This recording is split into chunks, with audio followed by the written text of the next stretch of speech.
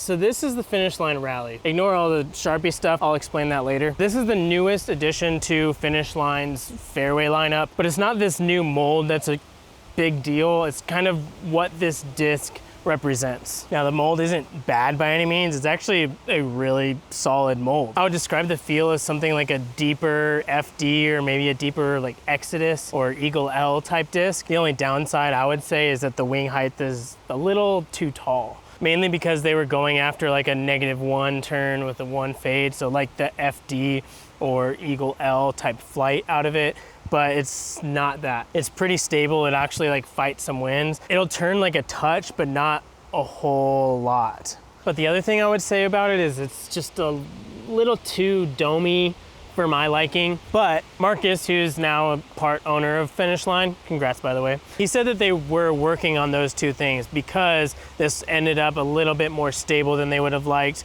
and it ended up a little more domey than they would have liked. So hopefully with the later runs, they fix those two things, and if they did, this is a very good option for that like workhorse FD style slot in your bag. So what is the big deal about this disc? Well, it has to do with the stamp. Well, at least what the stamp was supposed to be. Yeah. You see, these were supposed to be originally stamped with that Frisbee Club logo on them. Nope, can't putt. Kind of like this one did. This is a Torque though. Now, if you don't know what the Frisbee Club is, it's basically another disc golf YouTube channel. It's Broderic, and he just has like a pretty chill disc golf channel. Now, I try to keep things like family friendly on this channel, and Broderic is not really family friendly.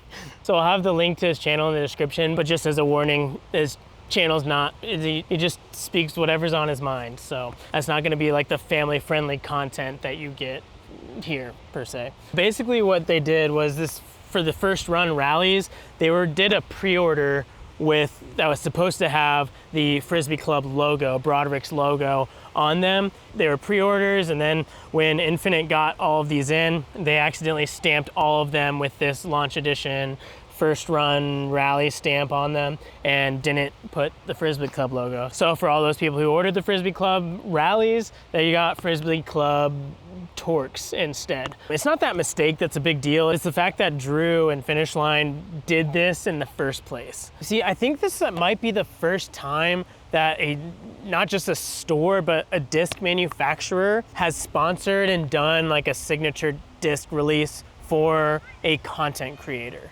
And I may be biased, but if you ask me, that is gonna be where the future is. And I'm not just talking about the future of disc golf, I'm talking about just the future in general. Everything is just moving away from like the traditional media and television to these like streaming platforms and social media. Like look at the football world, for example. You've got like Pat McAfee, who literally retired from the NFL, turned down like $1 million contract to go start a YouTube channel show. He didn't go through ESPN, didn't go through Fox, didn't go through CBS, none of that. He just did it on his own on YouTube. And now he's signed multi-million-dollar contracts for that show, and he's even gotten bought out by ESPN because they wanted him. Or looking in the tech world, like Marquez Brownlee, he's like one of the leading authorities in the tech world, like regardless of media. Even Apple in their most recent keynote, when they took quotes of like authorities that liked their Mac, they quoted and listed Marquez Brownlee, YouTuber. Now, I'm not necessarily saying that disc golf YouTubers are going to be more influential and have more like authority and power than top pros. I still think like the top pros in the world are still gonna have like a ton of push and influence, but I do think that a lot of the bigger disc golf channels will grow to compete and even beat a lot of the pros. Maybe not like the top and best pros in the world, but outside the top 25, I think it's a very realistic possibility.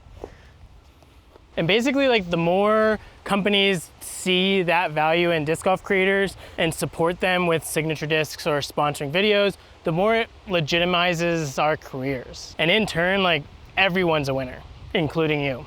Let me explain.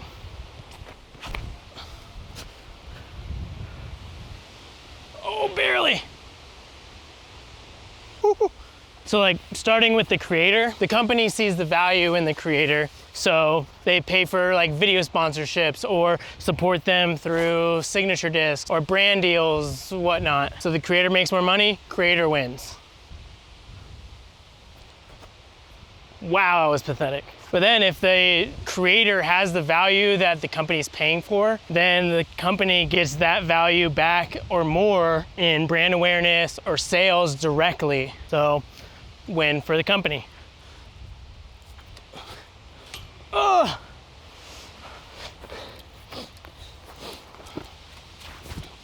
Oh yes, oh yes, oh yes.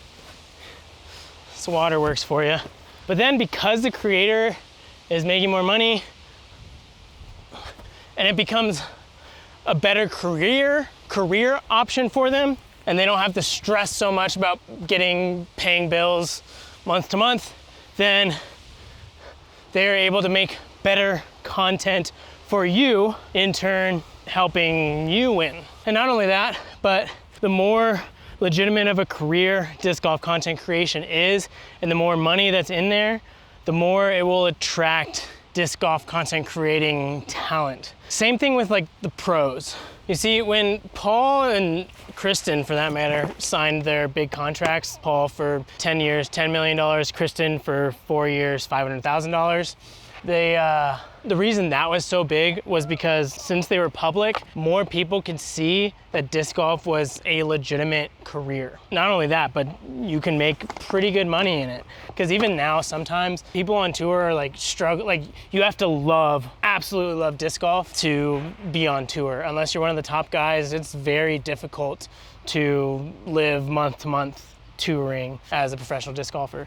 But the more money the pros make, the more kids and just people who are talented in disc golf growing up will look at it and be like, yeah, that's what I want to do. And they commit their lives to that. When right now there are plenty of people who could be amazing disc golfers who don't pursue that because there's not that much money in it. But once there is money in it, those people will change their minds, or people like that will look at disc golf and pursue it as a career, making it more competitive. More competition makes it just better for us viewers.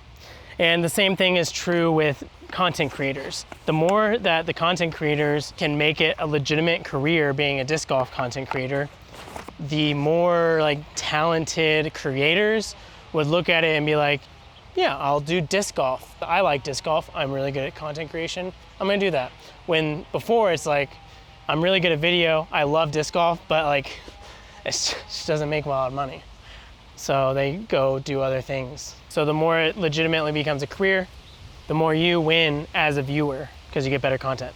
So all that to say is, one, great job, Finish Line and Drew and Marcus. You guys are doing awesome with Finish Line, and just like any company that supports content creators I'm a fan of. Whether that's sponsoring other videos or just like sending out discs for us to review, it's a huge help, goes a long way in supporting us, and it helps us make content. And for you viewers, if you like a content creator out there, whether it's my channel or any other channel for that matter on YouTube, try to go out of your way to support them if you can. Like, it goes a long way, encourages us, and it just makes us be able to make better content. So, and that's why when I saw that Finish Line was doing this for Broderic, I went and I bought 4 of them.